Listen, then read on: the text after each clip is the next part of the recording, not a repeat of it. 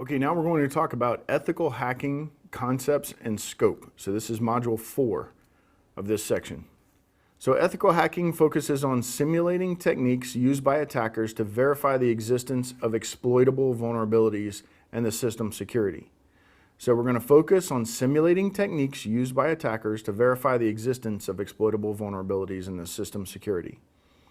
Ethical hackers perform security assessment of their organization with permission of concerned authorities. So ethical hackers perform security assessments of their organization with permission of concerned authorities. So you don't get permission from someone that's concerned about it. You get permission from the owner of this thing. Okay, so again, this definition is a little bit off, but for the test, just remember this is the answer. But in real life, you don't get permission from someone that's concerned about security, okay? That's not good enough. You need to get permission from the owner, the responsible person of that person responsible for that system. Why ethical hacking is necessary? To beat a hacker, you need to think like one. Ethical hacking is necessary as it allows counterattacks from malicious hackers by anticipating methods used by them to break into systems.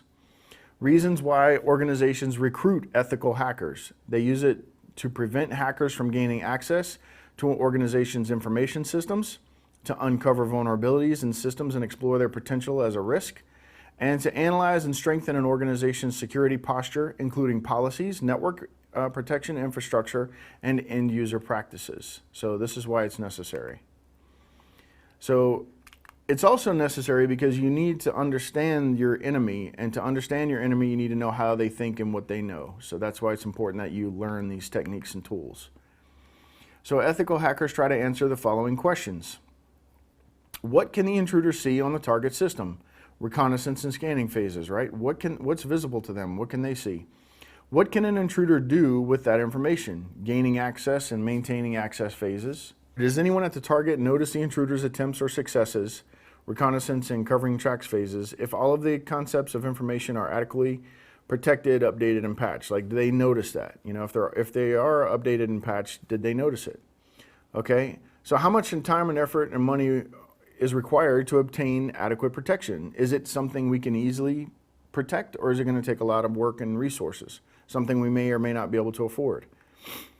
Are the information security measures in compliance to industry and legal standards?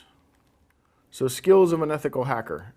Technical skills: has in-depth knowledge of major operating systems such as Windows, Unix, Linux, and Macintosh. Has in-depth knowledge of networking concepts, technologies, and related hardware and software. They should be a computer expert, adept in technical domains. So this already goes to show you where you are now. If you're struggling with this, you probably need to go back and learn a lot more stuff, right? To make you very successful in this field. So, or you can OJT it, but it's better if the more experience you have, the better, right? So they have knowledge of security areas and related issues. They have high technical knowledge to launch sophisticated attacks. And the non-technical skills of a certified ethical hacker or an ethical hacker. Some of the non-technical characteristics of an ethical hacker include the ability to learn and adapt new technologies quickly. So you want to understand the theory so that when new stuff comes out, you're like, oh, okay, I get it. Strong work ethics, a good problem solving and communication skills. Committed to organization security policies. So you want them to be on board and to follow your security policies, right or wrong. Awareness of local standards and laws. And now we're going to get into information security controls. So IA, information assurance. IA refers to the assurance that the integrity, availability, confidentiality, and authenticity of information and information systems is protected during usage, processing, storage, and transmissions of information. So all phases of the data life cycle, right? That's what they're alluding to here, the data life cycle.